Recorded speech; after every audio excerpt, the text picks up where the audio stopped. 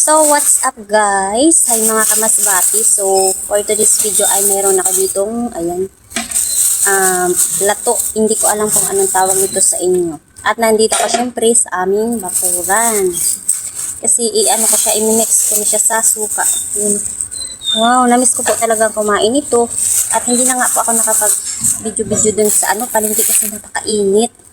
Kaya dito ko na lang siya gagawin sa bahay. Nag-crave kasi ako nito at ang mahal ng kilo niya nasa 200. So 1/4 lang yung aking binili kasi hindi ko naman siya kaya talagang ubusin.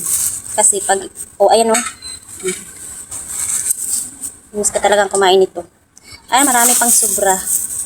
Ito lang yung aking kayang ubusin. Naglalaway na nga po ako kasi gusto ko talagang kumain ito. Cravings yan. Lalagyan ko siya ng sibuyas. Tsaka maganda to sa ating lalamunan.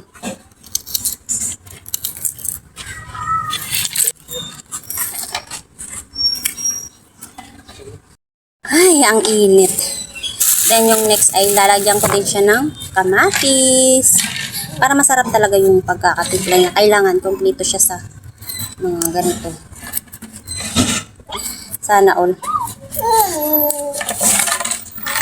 Grabe talagang init ngayon. Tapos, syempre ay lalagyan ko siya ng limon. Charan. Then, yung pinaka-importante sa lahat ay suka. Grabing cravings ko Simpleng lang naman kasi maganda to sa ating lalamunan. Yung charan. Iinom na muna ako kasi sobrang init. Charan!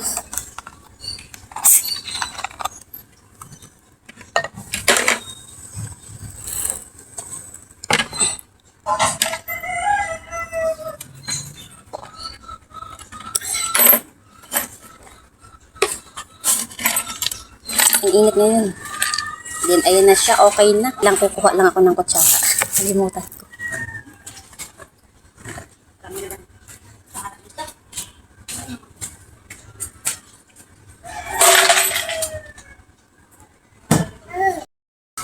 Piling ko talaga hindi siya masarap pag walang asin. Ilalagyan ko siya ng asin. Charan! Ayan na, hindi ko na siya ibababad. Kakainin ko na siya.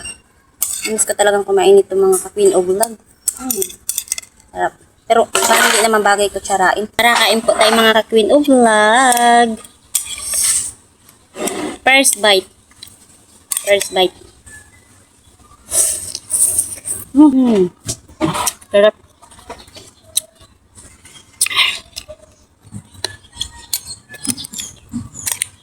Bilog pa yung asin niya. Kulang yata sa suka. Yung dagdagan ko.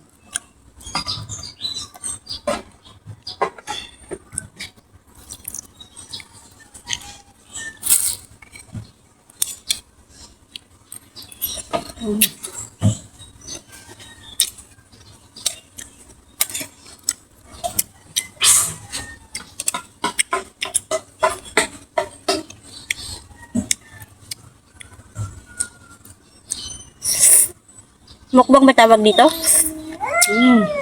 Mukbang ba guys?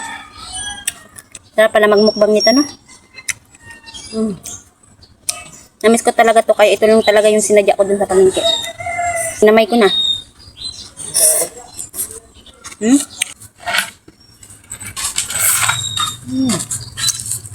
Sarap. Sino bang kumakain ito?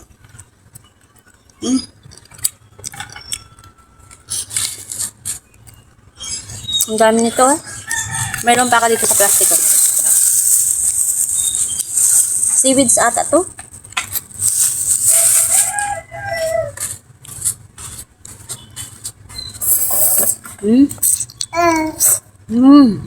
Sarap.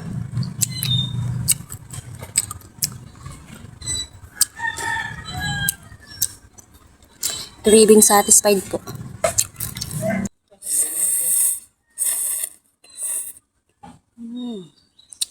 Sarap.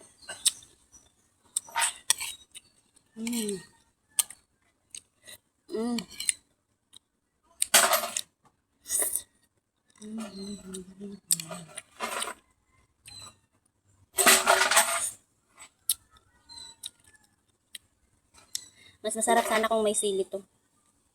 Kaso tinatamad ako lumabas, mainit.